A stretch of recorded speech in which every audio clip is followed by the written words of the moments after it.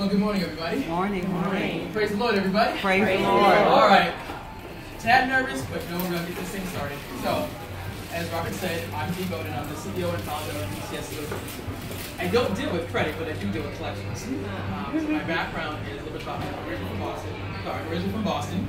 So, all Patriots, Celtics, Red Sox, and New England Revolution. I know. Got it. That's first thing. Secondly, fun facts about me. I love Ferris wheels, jazz, sangria, and holiday balloons. There you go. So, today's my objective today is to teach you a little about securing your cash flow. What that means basically is if you are an aspiring company, a company that's already in business, it's very important for you to have cash flow. So I'm going to start with my presentation, and here's a little bit about me. So, like I said, I'm from Boston. I've got a master's degree in management. I've been in the government contracting collections field for almost 20 years. A couple of highlights. I've returned $7.5 million to the U.S. Coast Guard headquarters in the past 2 years. I just collected $95,000 this month. So collecting is in my passion, it's my life. So, all right, next. I thought this was kind of funny. Collections is kind of stressful, and most people say, do you accept PayPal? We say, yeah, we accept anything that pays. The goal is that basically you're always having money. So, let me slow down to read this. So, okay. All right, next. Two things about debt collections. It's a necessary part of business. How many of y'all have a business? How many of y'all hate collecting money?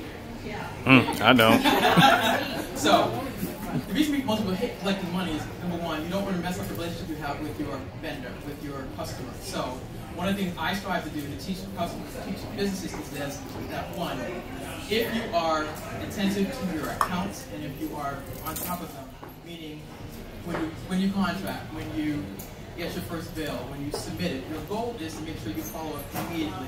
If the vendor ever says, I got an issue with your invoice or service, your first order of business is address it. Because you don't want anything to stop you from getting paid. That's the objective. So that's kind of what I talk about. So next. There you go. That's it. It's also very uncomfortable. Nobody likes dealing with collecting money. Whether it's personal or professional. I do it for a living, so I've learned how to develop a rapport with people. They always say please and thank you. Everybody who helps me successfully collect my money for the business, I'm always saying thank you because it's very important. You don't have it? Okay. Next. So there are 4 objectives today. One is understand the importance of your contract. 2, make sure you prepare your invoice properly. It's very important. 3, I have four steps that I think are important to customer service and collecting your money. And the last thing is resources, things I have to offer. Hopefully we'll do that. So, step 1, understanding your contract leads to getting paid faster. There are a couple of things I want to review. So, 1, everybody who goes into business now or in the future, you will have a contract of some sort, have an agreement to do something for someone. So to me, I always feel like it's very important to understand, to read, understand your contract. Basically know who you're doing business with, what did they buy from you, and then what are you going to deliver. That's the first step. Second, ensure accuracy of key master data. What that means is know your contract number. Who's paying you? Who's going to pay you? The amount of the invoice and the period of performance, meaning the work that will be done during this particular time. So those things are, I think, are very important to understand your contract. And 3, excuse me, it's very important that you follow the directions for submitting your invoice. How many of y'all have ever dealt with, say, calling up Capital One and you say, hi, I'm so-and-so, and I'm calling about account 7, and it's like, oh, that's the wrong name, but that's the wrong number. Data entry errors mess up things all the time. Thank you so much, Larry. So, when I say follow directions for submitting your invoice, what I mean is this. Make sure, A, that you are reading the information on your contract so you know how you're supposed to submit your invoice. Number 2, make sure that you put the proper period of performance, which means when it's going to start, when it's going to end. And 3, have the total amount right. It's very simple. It's very easy for somebody to miskey your information and then you wonder, how come I haven't got paid? It's simple things like that. And number 4,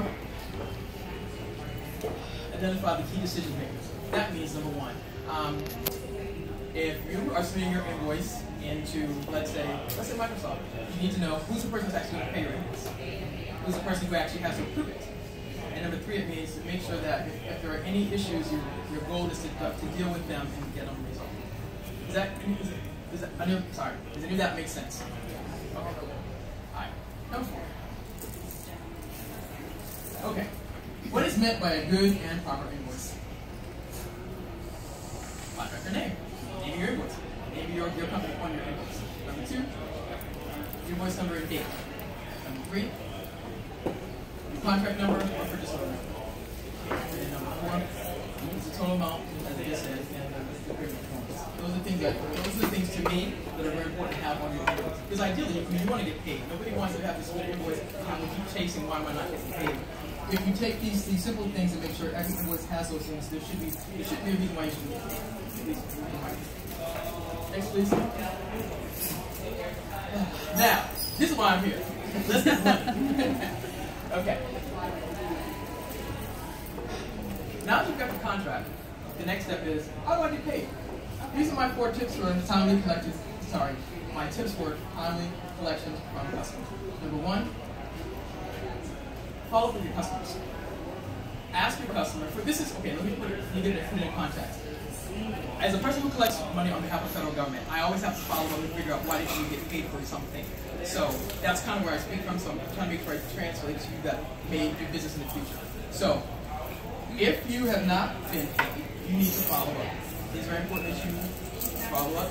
Hi, I'm Dee from ECS Solutions. We have an invoice number, blah, blah, blah, hasn't been paid yet. Can you tell me why? Usually they'll say, oh, we didn't receive it, there was a mistake made, we forgot something, or the dog ate it. Some excuse, something happens. The point is that my beliefs are, if you do these 4 things which I'm going to show you, you should actually get paid. So number 1, follow up with your customer. Ask them if they need any additional information. If they do, provide it. I truly believe in going the extra mile. If they say they lost the invoice, send them another copy. If they say they can't find it, mail it to them, email it to them. Whatever the customer says that they tell you they don't have that's holding up your payments, fix it. Those are my personal beliefs. It's very important to establish a good relationship with your customer. I think all of y'all understand the importance of customers. Everybody here is a customer of somebody here. How many of y'all have businesses? How many of y'all know customer relationship is everything? Okay, y'all get the point. Next. Okay, and my personal belief, say thanks. People say, are you serious? I'm like, I'm very serious. Every time somebody helps me collect my money, thank you. Because they don't have to. Here's the thing, they don't have to, but they do. You know what I'm saying? You're in business, obviously. Business is a relationship. Courtesy, kindness, being nice goes a long way. You know, so I've learned for the amount of money that I have to collect on behalf of the government and my company. Saying thanks to people who help me get my stuff done is important. I try to do it by phone call. I also do it by email. Next. Questions? Are there any? Yeah, please. Here. At what stage? At what stage should someone bring in someone with your background for support? Great question. I usually come in after 60 days or 90 days or 45 days past due. I make the assumption that most of us collect 30 days in and out. If you're at 60 days or 90 days or 20 days, usually there's some kind of major disconnect. And that means it's going to require someone like me to do an analysis, talk to you about the relationship with the customer, and then ask, can I collect on your behalf? Yes, sir. I recently bid on the RFP at Anne Arundel Community College, and the job is about $8,000. I did it for $4,000, and so how will I go about getting the remaining $4K? Because it seems like, you know, I couldn't lie on the paperwork, but we did it for $8,000. I did it in $4,000, but I still feel that the remaining $4,000 should come to my company because that's what they had it allocated for. How do I go about getting the remaining $4K? Great question. Number 1, was the contract actually awarded for $8,000? Yes. Did you actually perform $8,000 worth of work? Cool. Pertaining to the contract and everything they did, because normally they outsource it. It just took me $4,000 to do it. So I haven't submitted anything yet, Dee, but I'm thinking at some point they should say we're going to award him the full $8K. But when I did all my paperwork and my invoices and sent it in, it was about $4,000. So I'm just wondering, what do I need to do to say, hey, bid it for 8, it took me 4, how do I get that remaining 4K? So that's what's called contract closeout. Actually, what I explained for them. So number one, the government actually, the government or whoever you do business with, set aside $8,000. You actually perform the work for 4. So what's going to happen is they will have to come back and ask you, Mr. Larry, are there any additional costs that you haven't billed us for? And at that time, that's when you can bill in for the extra $4,000. If you've already done $4,000 and there's still $4,000 left, you have to prepare your invoices for the last 4, and the government agrees with the services provided. Are there any special forms I need to fill out? That's a little out of my space. Okay. I don't know those for sure. We can talk about that offline. Okay, appreciate it. Okay, thanks. Anybody else? Yes.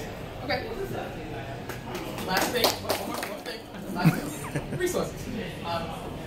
Hanging out with Dr. Larry, I've learned you gotta make sure you bring gifts. So, in your gift bag, you should have a pen and just a business card that says BCS Solutions. So that's one part. Secondly, I personally offer in-house collection services. So if you get to a point where you have collection issues, kind of like Dr. Larry said, I'm more than happy to have a conversation with you and talk about like the state of your accounts, what's going on, and what you need to fix. That's the first thing. Number 2, if you have a business and you have collectors on site, I can actually come in and train and teach them how to effectively collect based on my experience doing this. I've done it successfully for a company called Expert. They had about $45 million in AR that was outstanding, and they had 5 people on staff. They didn't understand the art of collecting, so I worked with them for 4 months, and I'm happy to say we got 75% of the $45 million to collect. Yeah. My free gift today is a PDF. It's called 5 Strategies to Successfully Collecting Your Money. It's on my website. It's coming up soon. I'm also offering a free 30-minute consulting session. You can register at bit.ly/BCS free for 30. And then last but not least should be all my contact information. That's my name. I'm D. Bowden, founder of BCS Solutions, my email, my phone, and my website. Thank you so much for your time and your attention. I appreciate it, and I'll still be here for the rest of the day. Thank you.